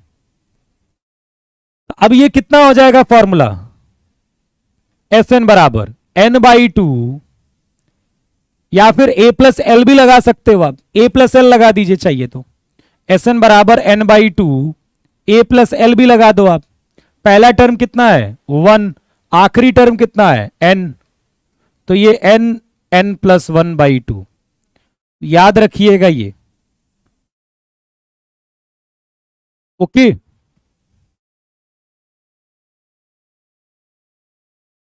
चलो तो अब मान लीजिए कि मैं आपसे पूछूं यहां पर कि मुझे 1 से लेकर 10 तक जोड़ना है, तो आप क्या इस्तेमाल करोगे फॉर्मूले में। देखो 1 से लेकर 9 तक जोड़ना है तो आप क्या करोगे, 1 से लेकर n तक जोड़ना है तो फॉर्मूला n प्लस 1/2, और 1 से लेकर 10 तक है तो n की जगह कितना हो जाएगा, n की जगह यहां हो जाएगा 10, तो 10 इंटू 11/2 मतलब कितना हो जाएगा 55।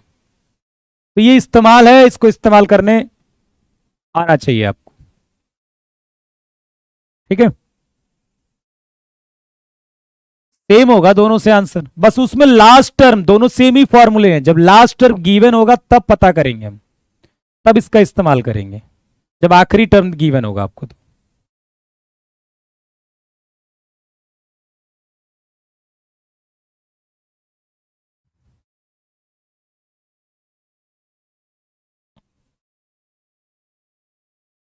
अब देखिए यहां पर इसकी, तो मान लो इसको हटा देता हूं मैं, इसमें लिखी नहीं है। क्लियर, समझ में आ गया ना इतना आपको। अब मेरी बात सुनिए, ठीक है। अब मैं आपको कुछ क्वेश्चन करा दूं, जैसे ये वाला क्वेश्चन है, which term of the sequence is the first negative term.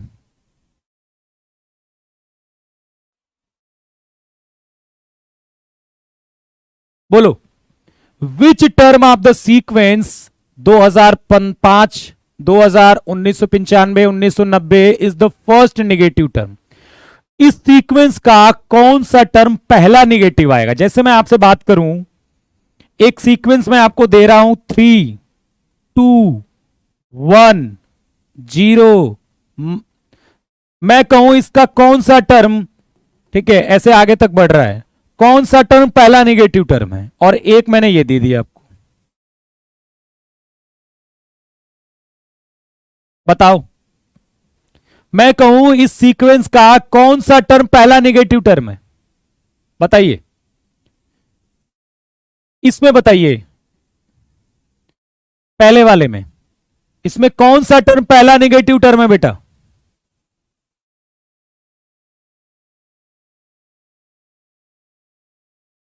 कौन सा टर्म पहला नेगेटिव टर्म है, वो कौन से नंबर पाएगा टर्म्स।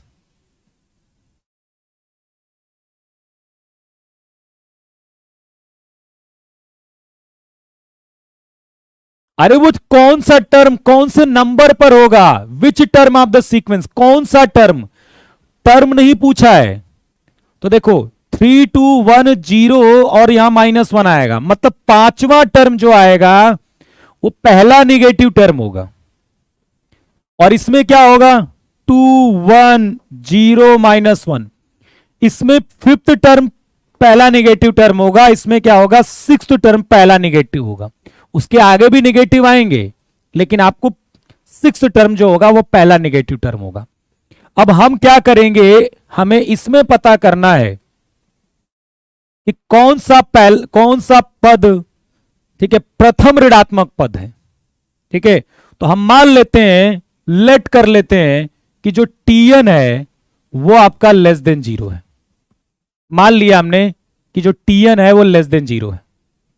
अब ये बताइए, आपने कहा कि यदि Tn लेस देन 0 है, तो एक बंदे ने कहा सर T5 लेस देन 0 है, इसका मतलब पांचवां टर्म लेस देन 0 है।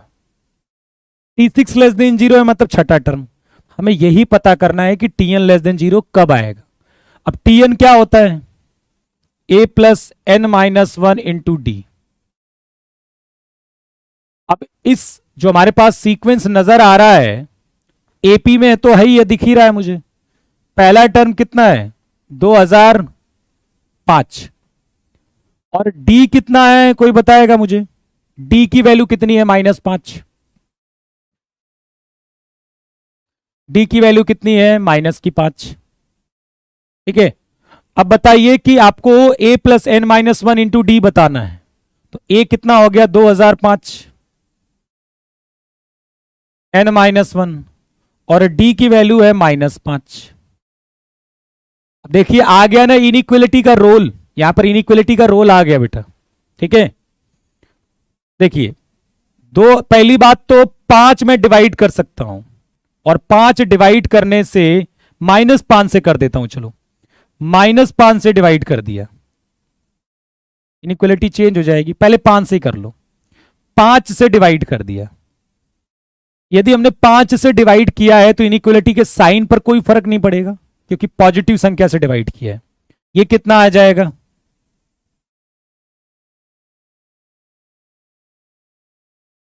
401। 401 आ जाएगा, और यहां क्या आ जाएगा? माइनस का n माइनस 1 लेस देन 0। ठीक है,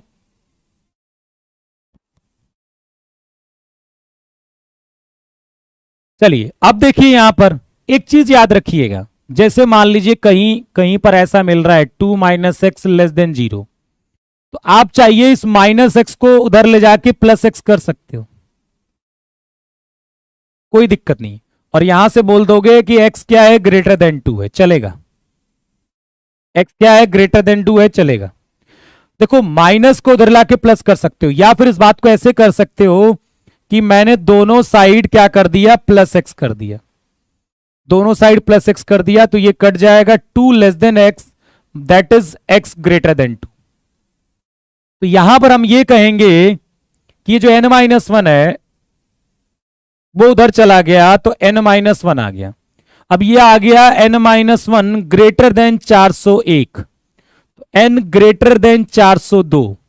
तो कहने का मतलब ये हुआ कि n की वैल्यू यदि 402 से बड़ा लोगे आप, n की वैल्यू 402 से बड़ा लोगे, तो वो टर्म पहला निगेटिव टर्म होगा। तो 402 से बड़ा कितना हो जाएगा? 403। तो यही टर्म जो होगा वो फर्स्ट नेगेटिव टर्म होगा, 403। 402 नहीं होगा बेटा, क्योंकि उसने क्या बोला कि जब n की वैल्यू 402 से बड़ा लोगे तो ही आपको tn नेगेटिव मिलेगा। tn नेगेटिव कब मिलेगा? जब आप n की वैल्यू 402 से बड़ा लोगे, क्योंकि उसी को तो कैलकुलेट करके लाए हम भाई, उसी का तो कैलकुलेशन किया है यहां पर। तो n की वैल्यू 402 से बड़ी है तो वो पहला टर्म नेगेटिव, तो 402 से बड़ा क्या हो जाएगा? 403। अब देखिए यहीं पर कंफ्यूजन शुरू हो गई कि 5 से ही डिवाइड क्यों किया है, किसी और नंबर से डिवाइड क्यों नहीं किया है। अब यहीं पर आपकी कैलकुलेशन की परीक्षा होती है, और यहीं पर यदि आप कंफ्यूज हो तो क्वेश्चन आपसे नहीं लगेंगे। बेटा n यदि हमें इसको कैलकुलेट करना है इनइक्वलिटी को, तो मुझे n लाना है ना यहां पर, तो मैं धीरे धीरे चीजों को हटाऊंगा ना। मुझे एक बात बताओ, यदि मान लो 2x माइनस 1 और ग्रेटर देन 0 है, और मुझे x के बारे में बताना है, तो मैं क्या कर सकता हूं? मैं 2 से डिवाइड करूंगा तभी तो हटेगा। पॉजिटिव से डिवाइड किया कोई फर्क नहीं पड़ा, ये कट जाएगा x minus 1/2 greater than 0। x फिर -1/2 है, दोनों साइड 1, तो 2 से ही डिवाइड करूंगा तो x हटेगा ना, मतलब x अलग से आएगा। अब 5 से डिवाइड करके क्या करूंगा मैं, बताओ? 5 से डिवाइड कर दिया या 10 से डिवाइड कर दिया, उससे मुझे क्या मिलेगा बताओ। अब यहां पर यदि मैंने 3 से डिवाइड कर दिया होता तो मुझे क्या मिलता बताओ, क्या मतलब रह जाता। 2x/3 -1/3 ग्रेटर देन 0, क्या मतलब रह जाता।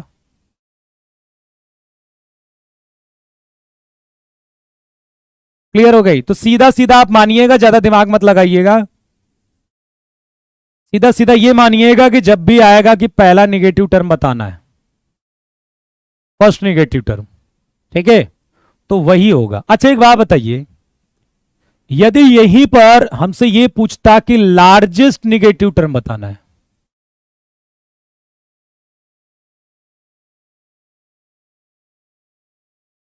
महत्तम,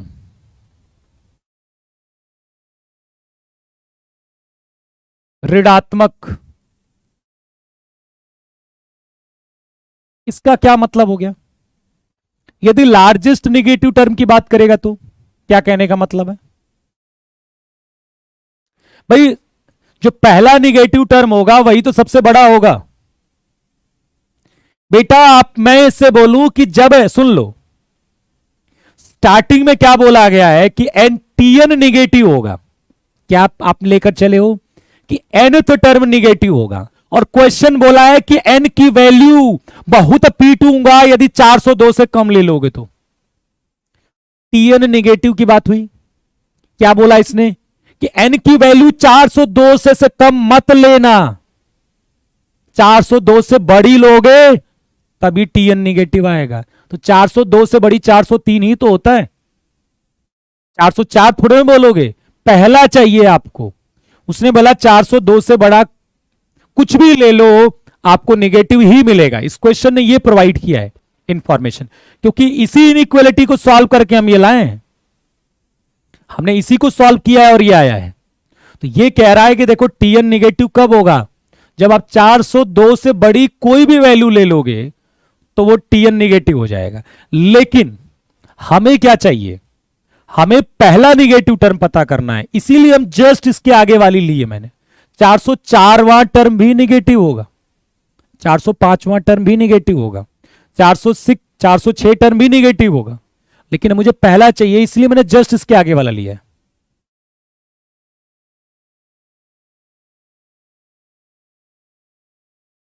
ठीक है, अब मुझे बताइए इसमें इसमें कठिन क्या है कि जो आसान हो जाएगा कोई चीज।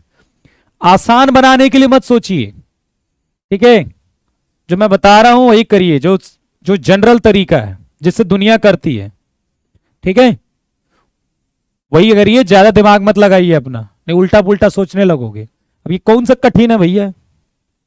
चलो क्लियर हो गई बात ये। तो जो लार्जेस्ट निगेटिव टर्म की बात करेगा, सबसे बड़ा निगेटिव टर्म, तो पहला वाला ही तो सबसे बड़ा होता है।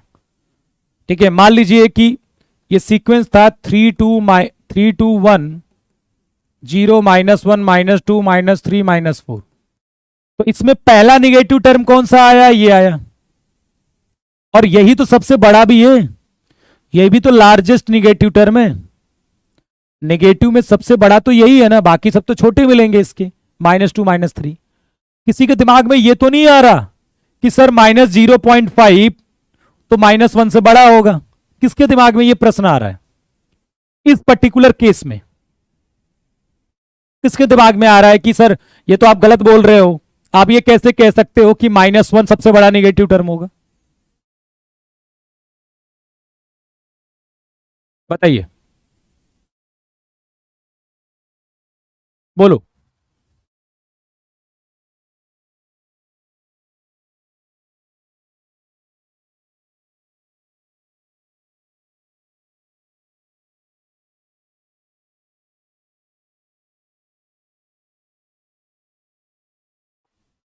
किसी दिमाग में तो नहीं आ रहा। देखिए ये बात आपकी सत्य है, यदि मैं ये स्टेटमेंट लिखा हूं तो ये गलत नहीं है, ये सही है। लेकिन एक बात बताइए, जो हमारा सीक्वेंस है मैं उसमें तुलना की बात कर रहा हूं ना। जैसे 5 लोग आप खड़े हो, मैंने कहा कि सबसे ज्यादा लंबाई किसकी है, तो इन्हीं 5 लोगों को देखोगे ना कि अब खली जी को ले आओगे बीच में, सर खली जी की बहुत बड़ी है, नहीं भाई, जो हमारा सीक्वेंस थे उसमें तो निगेटिव में सबसे बड़ा यही है ना, -1।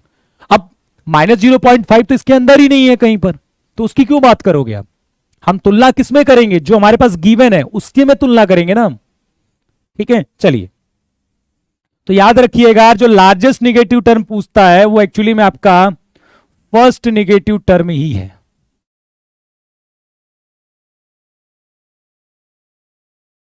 प्रथम ऋणात्मक पद।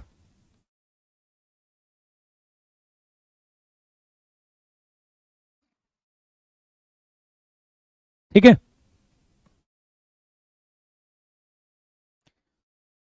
देखिए ऐसी कोई चीज, एक चीज याद रखिएगा, मैं आपको बेसिक थोड़ा सा बता देता हूं, ध्यान रखिएगा इस बात का। जैसे मान लीजिए 3 - x ग्रेटर देन 0 है, आप उसको ऐसे ले जाके 3 ग्रेटर देन x लिख सकते, कोई दिक्कत नहीं। 3 + x ग्रेटर देन 0 है, ठीक है, आप चाहिए तो 3 ग्रेटर देन -x लिख दीजिए, कोई दिक्कत नहीं। प्लस माइनस में कोई फर्क नहीं पड़ता, आप वेरिएबल्स को लेकर जाते हो कि नंबर्स को लेकर जाते हो, कोई दिक्कत नहीं। जैसे x + 2 ग्रेटर देन 0 है ना, तो यदि आपको इधर उधर लेकर जाना है तो आप x ग्रेटर देन -2 लिख दीजिए, कोई दिक्कत नहीं है। x - 2 ग्रेटर देन 0 है, s ग्रेटर देन 2 लिख दीजिए। बस डिवाइड और इनटू में प्रॉब्लम होती है जब आप लेकर जाते हो, उस समय पॉजिटिव निगेटिव का चक्कर होता है। यहां पर कोई चक्कर नहीं है, यहां पर इस बात को x <3, इस बात का कोई चक्कर नहीं है। जब आप इधर उधर प्लस माइनस करना है आपको, कोई फर्क नहीं पड़ता, आप वेरिएबल्स को लेकर जाते हो किसको लेकर जाते हो। तो कभी ऐसा देखने को मिले 5 - n - 1 ग्रेटर देन 0, बेधड़क आप n-1 माइनस से उधर ले आके प्लस कर दीजिए, कोई दिक्कत नहीं है। इसका मतलब n-1 लेस देन 5, मतलब n लेस देन 6।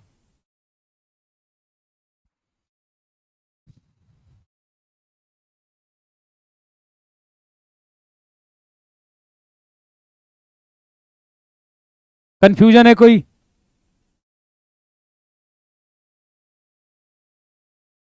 Tn-1 को 0 मान के देखिए, करने का तरीका यह भी है कि मैं Tn को 0 मान के भी कर लूंगा।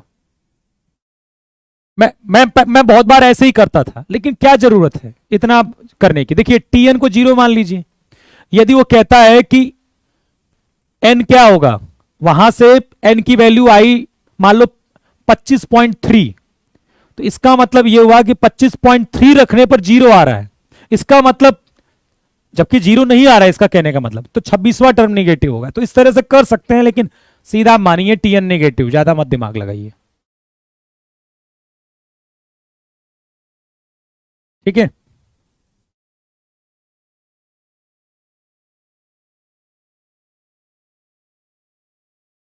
चलिए अर्थमेटिक मीन के बारे में देख लेते हैं। बाकी अभी हम पढ़ेंगे, अभी एपी में और कुछ पढ़ना है, प्रॉपर्टीज, इन सब के बारे में पढ़ना है, प्रॉपर्टीज के बारे में।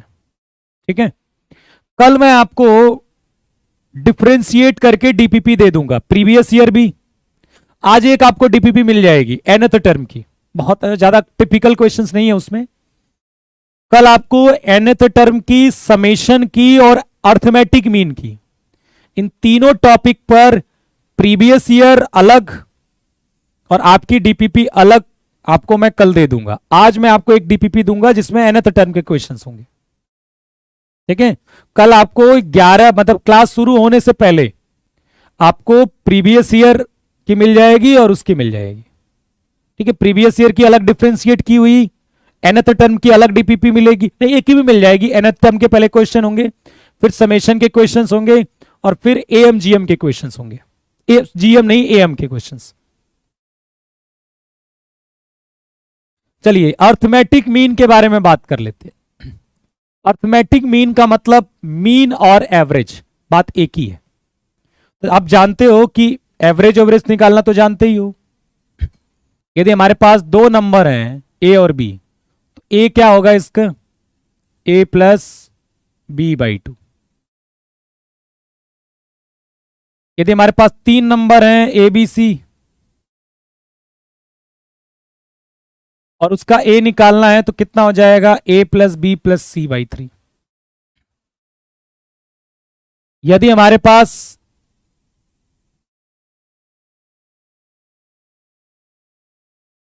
चार हैं नंबर, तो उनका a कितना आ जाएगा, a + b + c + d/4। इस तरह से हम एम निकालते हैं। कह रहा सर इतने से एग्जाम निकल जाएगा? कितने से? कितने से?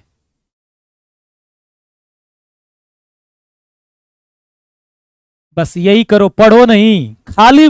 तुम्हारे पता है दिक्कत क्या है?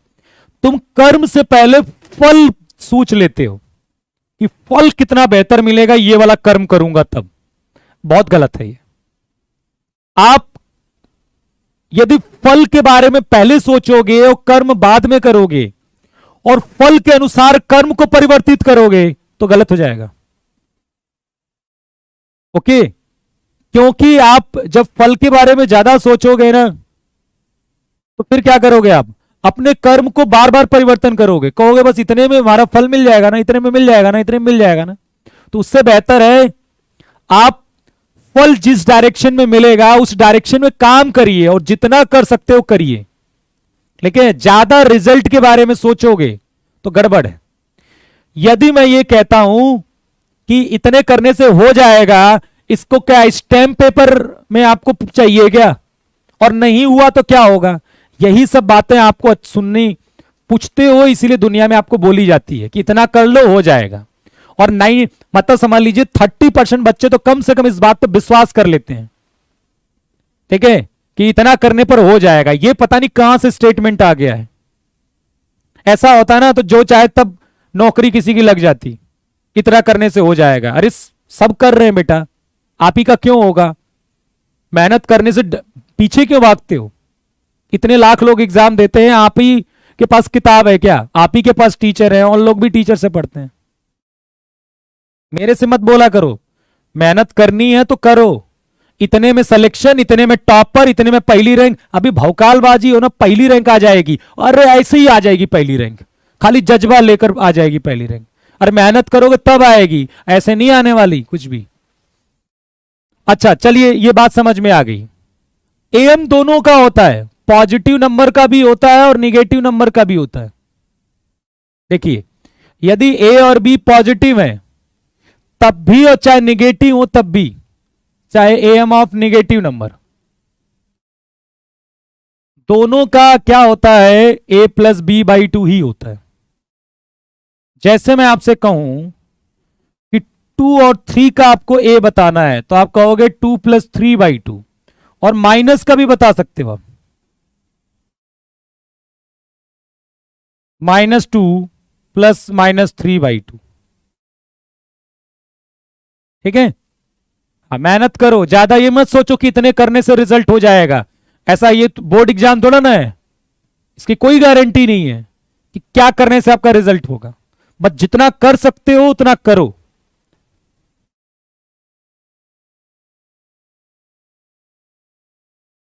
चलिए, ए मतलब एम, ए हम इस्तेमाल करेंगे एम, अर्थमेटिक मीन, समांतर माध्य जिसे बोलते हैं। तो दो संख्याएं हमारे पास हैं तो समांतर माध्य A plus B by two होगा। यदि संख्याएं 3 हो गई तो समांतर माध्य A plus B plus C by 3 होगा, और 4 हो गई तो A plus B plus C plus D by 4 होगा। बाकी की क्लास हम कल करेंगे, ठीक है? आगे हम अर्थमेटिक मीन के बारे में भी कल समझेंगे, ठीक है? ये क्वेश्चन कुछ है, आप चाहे तो ट्राई करिएगा इसे। बाकी डीपीपी फॉर एक आध क्वेश्चन है, बाकी डीपीपी फॉर्मेट में मैं आपको शाम तक प्रोवाइड कराता हूं। एनएट टर्म के क्वेश्चन उसको लगाइएगा। बस 1-2 दिनों में आपको अच्छी खासे क्वेश्चंस भी मिल जाएंगे, क्योंकि टॉपिक हो जाने दीजिए। चलिए, और कोई दिक्कत? जितनी मेहनत कर सकते हो करो। हाँ, ये कतई ये जो ना इतना करने से इतना मिल जाता है, ये स्टेटमेंट ही गंदा है। इस स्टेटमेंट का कोई ईमान नहीं है बेटा, कोई ईमान नहीं है। ये दुनिया में सबको बोला जाता है, ठीक है? आप एक स्टेज पर खड़ा होकर बंदा दुनिया में सबको बोलता है यही बात, बस इतना कर लो हो जाएगा। सीटें 500 रहेंगी, 1 लाख लोगों को तो लाइव देख रहे होंगे, तब भी वो बात बोल देगा कोई भी कि इतना कर लो हो जाएगा। अब सब कर लेंगे तो सबका तो नहीं होगा, सब कर लेंगे तो सबका तो नहीं हो जाएगा ना। इसका मतलब कंपटीशन अभी भी है उसमें, ठीक है? चलो मैं मान लेता हूं कि सारा पेपर एनसीईआरटी से ही दूंगा मैं, मान लीजिए सारे क्वेश्चन एनसीईआरटी से आएंगे, तब भी तो सबका सिलेक्शन नहीं होगा। होगा क्या? तब भी सब सेलेक्ट हो जाएंगे? मैं कह रहा हूं सारे बच्चों ने एनसीईआरटी चार्ट ली, तो भी सबका नहीं होगा, तब भी तो रिटर्न उतने ही निकालेंगे। तो मेरिट 300 में 280 जाएगी, 290 जाएगी, हो सकता हो किसी का 270 पर सिलेक्शन ही ना हो, यदि सारे क्वेश्चन मैं कह दूं कि एनसीईआरटी से ही आएगा तो। इसीलिए ये कभी स्टेटमेंट सही नहीं है कि इतना पढ़ने पर हो जाएगा, लेकिन इसका मतलब ये भी नहीं है कि ऐसा नहीं है तो हम इतना ज्यादा मतलब परेशान हो जाएं कि यार कितना पढ़ने पर होगा। नहीं, इसका सेम मेरा कहने का ये मतलब है कि आप जितना मेहनत कर सकते हो आप करिए, उस पर रोकिए मत अपने आप को, और इस बात से परेशान मत होइए कि यार इतने में हमारा नहीं होगा। आपको विश्वास करना है, बस मेहनत को नहीं रोकना है। विश्वास यह होना चाहिए कि मैं कर लूंगा और हो जाएगा, यह भी सत्य है, लेकिन मेहनत को इसमें कभी आड़े मत आइएगा। अपनी मेहनत को कभी इसके बीच नहीं आने दीजिएगा कि मेहनत इस वजह से डिस्टर्ब हो रही है। मेहनत तो अभी भी होनी ही चाहिए। ठीक है, चलिए फिर कल मुलाकात होगी हमारी आपकी। बाय बाय, जय हिंद। हाँ, 8 बजे शाम को आपकी मैं वो जो डीपीपी का है वो करवाऊंगा। ठीक है, मैं अभी शेड्यूल लगवा देता हूं क्लास का, आप देख लीजिएगा। ठीक है, थैंक यू, जय हिंद।